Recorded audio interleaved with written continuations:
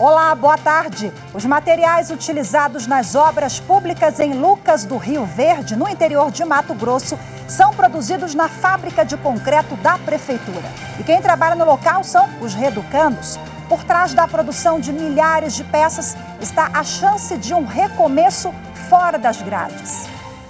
A iniciativa da Justiça, em parceria com o governo local, é um dos destaques do Jornal da Justiça, primeira edição de hoje. Vamos aos demais.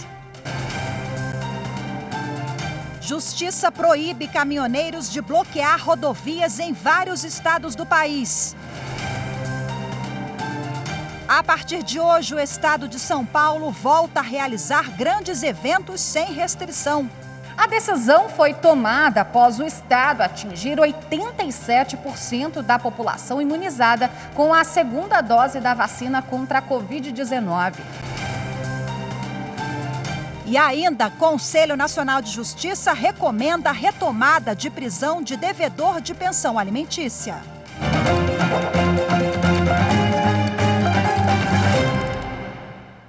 A Justiça Federal, em vários estados, proibiu o bloqueio de rodovias durante manifestação dos caminhoneiros autônomos. A repórter Carolina Chaves tem mais informações agora para a gente sobre esse protesto. Carol, muito boa tarde para você.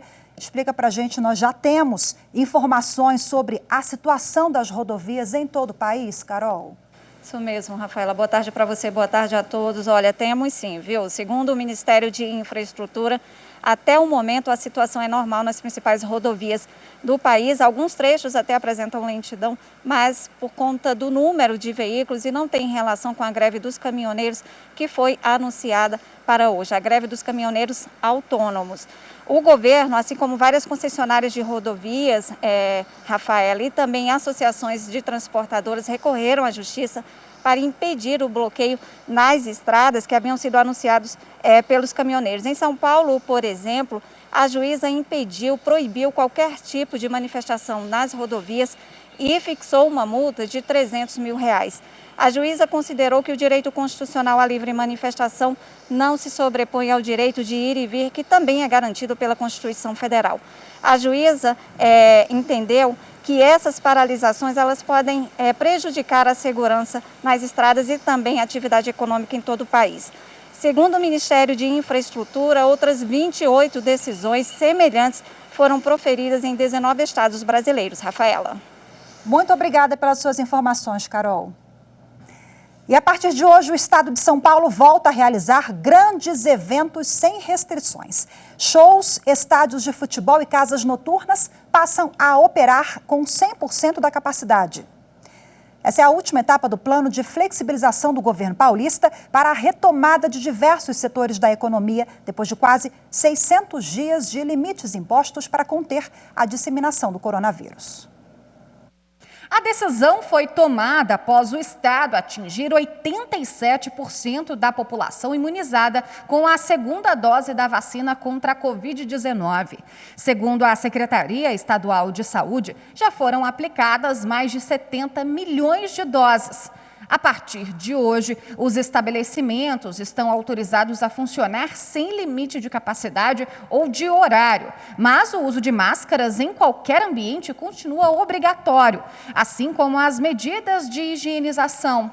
Para eventos com mais de 500 pessoas, o estado instituiu ainda o passaporte da vacina, que deve ser apresentado pelo público para comprovar a imunização. O diretor-geral do Supremo Tribunal Federal, Edmundo Veras, foi o convidado de mais um episódio do podcast Supremo na Semana, que foi ao ar no último sábado. Ele falou em especial sobre a reabertura do atendimento presencial ao público na Suprema Corte, a volta das sessões presenciais e a implementação de um novo modelo de trabalho remoto e híbrido. No podcast, o diretor-geral do Supremo Tribunal Federal, Edmundo Veras, explicou que a partir da próxima quarta-feira, dia 3, toda a parte de atendimento do Supremo será normalizada, como a geração de protocolos administrativo e judicial. Segundo Edmundo, as regras para o retorno ao trabalho de forma presencial foram baseadas em estudos técnicos que vinham sendo realizados desde agosto e em experiências internacionais. O ministro presidente, o ministro Fux, ele é extremamente cuidadoso em relação à segurança e à saúde das pessoas. Então, ao longo de todo esse período, ele sempre deixou muito claro que ele não queria que a gente pudesse vir a se sentir responsável pelo adoecimento de ninguém, enfim, para que ninguém contraísse ali o vírus dentro das instalações do tribunal. E a gente tem a sorte de ter dentro desse tribunal um dos maiores epidemiologistas do Brasil, que é o Dr. Anderson, secretário de Saúde. Então, o Dr. Anderson ficou monitorando ao longo de todo esse tempo que a gente passou os indicadores da Covid-19 para que, assim que a gente tivesse uma sinalização de que daria para ser promovido um retorno com segurança e saúde das pessoas, a gente pudesse trabalhar nisso. A volta do trabalho presencial considerou, inclusive, a experiência de cortes supremas de países que estavam em situação mais adiantada na vacinação. No entanto, as medidas de segurança e de controle de acesso ao STF serão mantidas, como a medição de temperatura, o uso de máscara e o distanciamento social nas dependências do tribunal. A higienização também foi intensificada e deve continuar sendo respeitada a lotação máxima nos ambientes. Na entrevista, o diretor-geral do Supremo explicou ainda que as sessões plenárias também vão voltar ao ambiente físico. Da mesma forma, os advogados vão poder apresentar manifestações durante os julgamentos, tanto no plenário como por videoconferência. A norma prevê critérios para a manutenção desse formato, de acordo com a taxa de transmissão do novo coronavírus no Distrito Federal, podendo haver alteração para cenários mais restritivos, caso haja alguma mudança nos índices. Por enquanto, ainda fica suspensa a visita guiada no STF e o acesso à biblioteca, ao museu e ao restaurante do tribunal pelo público externo. O Conselho Nacional de Justiça recomendou que juízes voltem a determinar a prisão de devedores de pensão alimentícia. A orientação tem como base a redução do número de casos de Covid-19 e o avanço da vacinação. A retomada está vindo aos poucos. Mais da metade da população apta a receber a vacina contra a Covid-19 está com a imunização completa. Os hospitais não estão mais lotados em razão da doença. Com esse cenário, o Conselho Nacional de Justiça avaliou que não há mais necessidade de evitar prisões como forma de conter a propagação do coronavírus. A atenção agora é para a subsistência alimentar de crianças e adolescentes. O CNJ orientou que juízes voltem a decretar prisão de quem estiver em dívida com a pensão alimentícia. Desde março do ano passado, as prisões por dívida de pensão alimentícia podiam ser substituídas, quando possível, por prisão domiciliar. O objetivo foi evitar a aglomeração e a disseminação do coronavírus nas cadeias. Segundo o CNJ, apesar de necessária, a medida fez aumentar o número de devedores de pensão alimentícia. Por isso, agora, a Justiça deve priorizar as prisões em regime fechado para quem não pagar a pensão. Com a nova recomendação, o CNJ pede que os magistrados considerem a situação epidemiológica de cada unidade da federação onde o devedor mora para decidir sobre a prisão no regime fechado.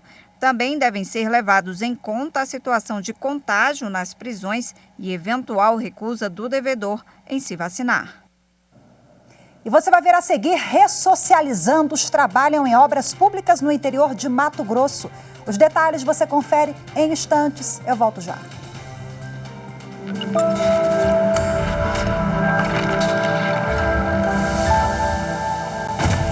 O centro da Constituição Federal é o direito à vida como inviolável e tudo aquilo que torna digna a existência.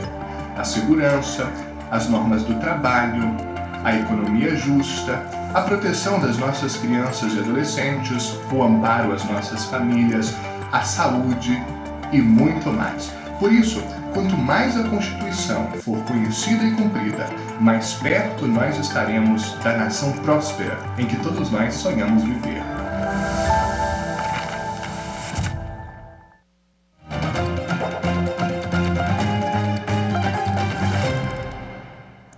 Em Mato Grosso, o trabalho tem sido muito importante no processo de ressocialização. Em Lucas do Rio Verde, no interior do estado, os ressocializandos trabalham em obras públicas do município. Está vendo esse hospital, essa escola, o estacionamento dessa praça. Esses são alguns dos lugares que contaram com uma mão de obra um pouco diferente. Na verdade, especial. Quem passa por Lucas do Rio Verde, interior de Mato Grosso, nem imagina que os materiais utilizados nas obras públicas são produzidos na fábrica de concreto da prefeitura e que são feitos pelos ressocializandos, contratados pelo município. Quando a gente atinge um grau que não dá trabalho para a gente, que não dá nada de alteração, a gente atinge um patamar para poder sair para trabalhar aqui. Aí você chega aqui, tem muitas áreas de serviço. Tem a área de solda, tem o operador de máquina, que é a minha área, que eu estou me profissionalizando agora. Também estou aprendendo na serralheria. Tem a área que faz tubo, tem a pessoa que mexe na bitoneira, cada um tem sua área. Isso facilita muito para o município, porque o município licita apenas os materiais que compõem, né, essa produção de artefatos, e a mão de obra já é esse convênio com a entidade, com a Nova Chance. Então você dispensa a licitação, você dá agilidade no processo.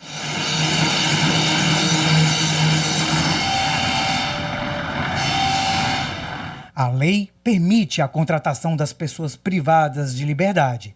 Elas recebem um salário mínimo, mas sem outros direitos trabalhistas, como o 13º salário. E ainda contam com a remissão de pena. A cada 3 dias de trabalho, reduz 1 da pena. Isso ajuda nós todos aqui, né? Funcionários aqui da prefeitura, que é assalariado. Nós investe na família, nós guardamos um dinheiro para uns planos futuros. Às vezes você sai para se atualizar no mercado de trabalho, você faz um curso e já não está despreparado. O trabalho aqui na fábrica, em Lucas do Rio Verde, existe há pouco mais de 7 anos. E nesse período passaram por aqui centenas e centenas de ressocializandos. E durante esse período, que eu acabei de falar, de 7 anos, nunca teve o registro de fuga ou sequer de tentativa de fuga, apesar de, olha só, o portão ficar aberto. Isso é graças a uma conscientização das pessoas, desses recuperandos que lá trabalham, sabedores que lá é um lugar para que eles possam realmente desenvolver as suas práticas e também receber uma remuneração que possa favorecer ele quando sair da prisão, custear algumas despesas dos seus familiares e ainda fazer uma poupança ali. Ser reintegrado à sociedade é o desejo de alguns que erraram e para eles basta a oportunidade. Nós precisamos pensar na forma como nós queremos que esses recuperandos saiam da unidade prisional, porque como foi dito, os recuperandos, mais cedo ou mais tarde, eles vão sair da unidade prisional, porque nós no Brasil nós não temos prisão perpétua e nem pena de morte. Então a gente precisa pensar de que forma que eles vão sair. Mas você está reconhecendo o que errou para trás. Vamos esquecer, vamos agora construir aqui a nova chance trabalhando. São 7 anos que tem o projeto, né? E graças a Deus todo mundo aqui quer mudança mesmo. Ninguém não tem aquele âmbito, né, de querer mudar, continuar na mesma vida, né, do crime, essas coisas. Fugir não é vantagem nenhuma, compensa mesmo a mudança de vida. Excelente iniciativa, projeto esse que deveria servir de exemplo para todas as cidades do país. Para falar um pouquinho mais sobre o projeto, eu converso agora com o juiz da Vara de Execução Penal e coordenador do Grupo de Monitoramento e Fiscalização do Sistema Carcerário, Geraldo Fidelis. Olá, seja muito bem-vindo. Boa tarde, doutor Geraldo. Boa tarde, estou aqui à disposição. Bom, como a reportagem do Vitor colocou, esse projeto ele traz benefícios para todos os envolvidos, para Estado, sociedade, o reeducando, é bom para todo mundo, né? De fato, aqui em Mato Grosso é uma grande referência o trabalho de Lucas Rio Verde. E sendo exemplo, aqui nós estamos em várias cidades também construindo esse projeto.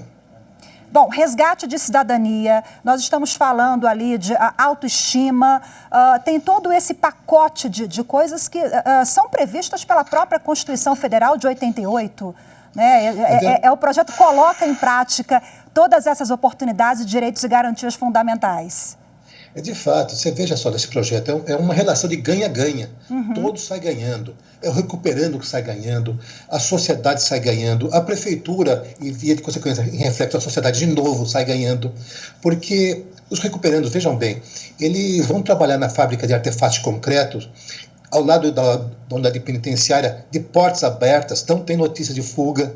Eles deixam a ociosidade, que faz o tempo passar devagar, e eles vão ocupar seus pensamentos com propósitos positivos, bons propósitos. Eles cansam seus corpos, fazendo que durmam melhor, descansem melhor, recebem um salário por mês, né? Esse salário deles, eles custeiam suas despesas pessoais, destinam parte para suas famílias e ainda construem um pecúlio para que quando saírem possam já montar seu próprio negócio, quem não quiser continuar trabalhando na fábrica. E mais, para tudo isso ainda recebe a remissão, que é 3 dias de trabalho, compute-se mais um dia como se fosse cumprido. É muito bom e realmente atende à vontade, ao interesse da nossa Constituição Federal. Doutor Geraldo, muitos já saem dali contratados, não é isso? Isso é interessante, porque mostra que a confiabilidade do município em relação dessa mão de obra, né? E isso faz com que eles quebrem os grilhões da violência, os grilhões das organizações criminosas que tentam arrebatar esse público para que continuem na criminalidade, e isso é quebrado através da oportunidade. A grande arma contra o crime é a oportunidade.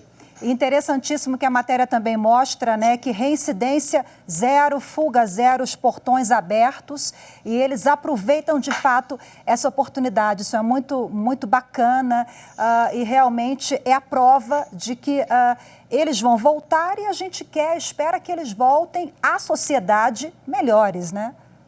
Isso nós encontramos toda vez, nós como corregedores das penitenciárias, vamos visitar as unidades. E, ao contrário que o senso comum fala aqui fora, as pessoas que estão encarceradas querem trabalhar, eles lutam pelo trabalho, porque, como eu falei agora há pouco, é muito bom para eles por vários motivos. Cansa seus corpos, pensam coisas positivas, faz o tempo passar rápido, ganham para isto e tem remissão ainda. Então, eles lutam por isso. E quem abraça essa oportunidade, como lá em Lucas Rio Verde, em várias cidades do estado de Mato Grosso, eles não querem largar de jeito nenhum essa chance, talvez a primeira chance da vida deles. Então, isso é muito, muito positivo. Olha só, ali, Lucas do Rio Verde, nós estamos mostrando agora no interior, mas essa iniciativa ela já ocorre há 7 anos em várias outras cidades também, né? Sempre com saldo positivo. Isso, exatamente. Veja bem, no caso lá de Lucas, os recuperandos, eles são contratados pelo município para a produção de artefatos de cimento, no caso, de concreto, né? E esse convênio que é feito entre o município, a Secretaria Estadual, através da Fundação Nova Chance, que é um patronato, e o Conselho da Comunidade, propicia esse vínculo. Eles produzem, assim, guias de calçadas, manilhas, pavers, para construção de pisos, né? Também inúmeros artefatos de concreto. E mais interessante, esse produto é destinado à construção pela municipalidade de escolas, hospitais, creches, praças, guias, ruas e avenidas, né? Com isso, a prefeitura tem uma economia de 30% a 70%, dependendo do produto que é produzido. E isso representa economia para o bolso do cidadão contribuinte. Excelente, então, olha aí. Realmente, como você falou, todos ganham, né? Agora, para a gente finalizar, quais os apenados, quem está apto a participar desse programa? Como é que é feita a escolha? O apenado que possui 1/6 da pena cumprida e também possui o requisito subjetivo favorável, ele é colocado nessas frentes de trabalho. São essas pessoas que trabalham, né? E como mencionou agora há pouco, não tem-se notícia de fugas, porque ninguém foge ao trabalho, ninguém foge à oportunidade que é dada, como eu falei também. Talvez tenha sido a primeira oportunidade da vida dessas pessoas, então eles agarram com muita força. Vida longa ao projeto, parabéns a todos os envolvidos, viu? Muito obrigada pela sua participação, doutor Geraldo. Boa tarde e até a próxima. Até a próxima. E você vai ver a seguir, Justiça do Trabalho decide que penhora de salário de empregador não pode comprometer a sua subsistência. Os detalhes daqui a pouco, eu volto já.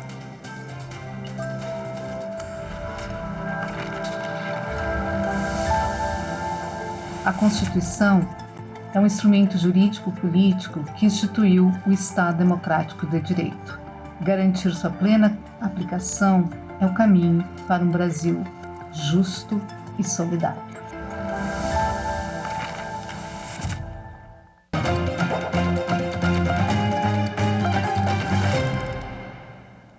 A Justiça do Trabalho em São Paulo decidiu que é possível penhorar salários para pagamento de créditos trabalhistas, desde que a medida não comprometa a subsistência do devedor.